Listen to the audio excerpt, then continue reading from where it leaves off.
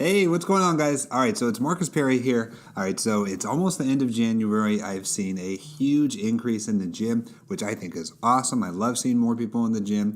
The only downside to seeing more people in the gym is seeing kind of rookies in the gym. And not to say that rookies in the gym is a bad thing, but what is a bad thing is the things that I see that they're doing.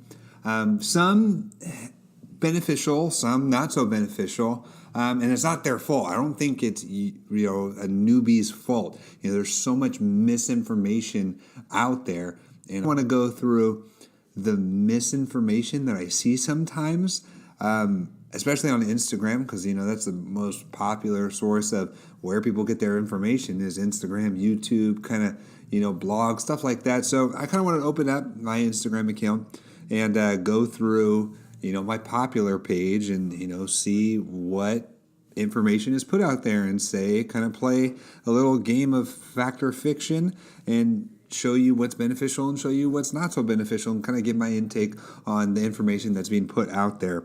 So the first topic that I kind of wanted to talk about today was building the booty. The last couple of years, it's been, the biggest craze is building a bigger booty. Ass. Girl, you're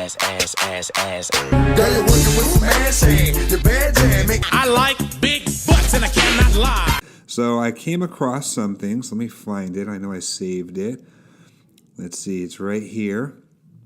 So let's talk about what it actually takes to build a booty. So this page that I came across on my popular page is called Booty Gainer. So let's kind of dive straight into the video. Let's show it side by side. All right, so what's the first one? All right, so this is a kneeling hip extension. Nothing wrong with this movement whatsoever. I actually like this movement a lot. The only thing I don't like about this particular illustration of this movement is she's not really moving a lot of weight. And I say that, kind of figuratively, because what's a lot of weight to you may not be a lot of weight to a friend that you're working out with, or the person that you're working right next to. So I'm not trying to knock the movement or how she's illustrating it, because she's actually illustrating it very well. But, I'm looking at the page name, Booty Gainer, and, if you're mimicking this movement with that quote-unquote little weight, you're not going to really gain anything in your butt. And that's just being honest. I know for a fact that's only a 7.5-pound bar, because I've used that bar before with my clients, but definitely not for a movement like that. If you're trying to put mass on your butt, you got to move mass. So again, it's got to be relative to you, which is nothing wrong. If you're not using, if you're only capable of using 7.5 pounds, then by all means use 7.5 pounds. But if we're talking about what this page is trying to illustrate, gaining a bigger butt, you got to move mass. So as much weight as you physically can, controlled. If the movement looks like exactly how she's illustrating it, then amen to you. That's what we want. Let's see the next one. All right, so we have a hip extension with her shoulders elevated off a platform, which I really like. The only thing I don't like about this movement is two things. I don't like the way her feet are, the bottom of her feet are together, almost in I like to call it like a growing stretch position. And again, same thing, comes down to she's not really moving that much weight. I know for a fact that that's 16 pounds. She looks more than capable of moving more than 16 pounds. Now, maybe she was doing it for the illustration purposes, so maybe that's why she's not. But again, if we're talking about how to gain a bigger booty, you got to move more mass than 16 pounds. All right, let's see what's next. Okay, so it's basically the same exact move. I actually like the other position better. And the reason I like the other position better is because, as you can see, her butt stops eventually because she hits the floor.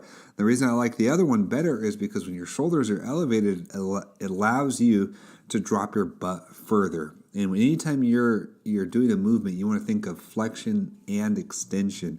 The more flexion and extension you can get, the greater the reward on the movement. So I like, it's the same position, same movement, but I like the other one better with the shoulders elevated. That was a much better way of doing it.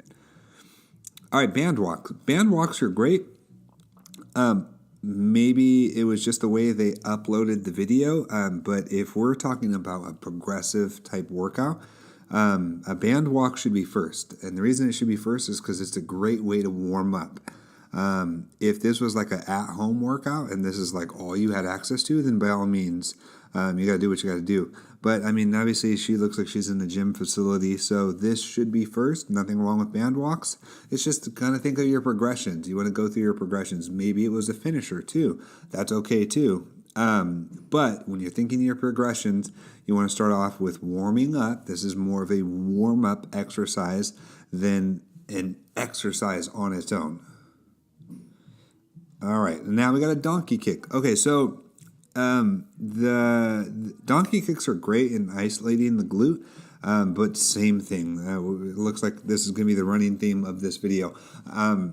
You have to move mass. The most innovative way I've seen mainly girls do a donkey kick is do it in front of a lying hamstring curl, where they put the bottom of their foot on the pad where your the back of your heel would go. And then they kick it upward in the same direction that she's doing right now, except they're allowed to do more mass. 5.5 pounds, that's what that weight looks like at least, is not going to grow your butt. Plain and simple. You can do 500 of those a day. You're just going to build more endurance in your butt if you're only using 5 pounds. So overall, I love the movements that she illustrated. I just didn't like the weight that she was doing, especially because this page is claiming booty gainer. So if you're trying to gain anything, if you're trying to gain bigger quads, you're trying to gain a bigger butt, you're trying to gain bigger biceps, triceps, chest, don't matter. If you're trying to gain, you need to move more mass. Plain and simple. The rep range that you want to be in to kind of, we refer to it as hypertrophy gain, is going to be 8 to 12 reps. I personally do 5 to 6 sets of everything in that rep range. And then I also progressively try to increase my weight when I can. When something starts feeling easier, if I can do 13, 14, 15 reps, guess what? That's not my weight that I want to move anymore. I want to increase that weight. So hopefully this helps, because I know that this is something that is almost on every girl's wish list, is to grow a bigger butt. I definitely want to do more videos, so definitely look out for that. Please tag, share, like.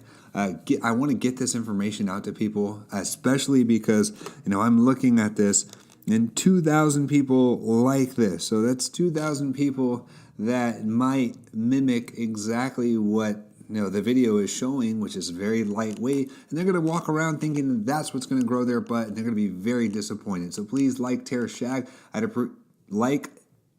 Tag, share. I'd appreciate that, and I'll see you guys in the next video. Take care.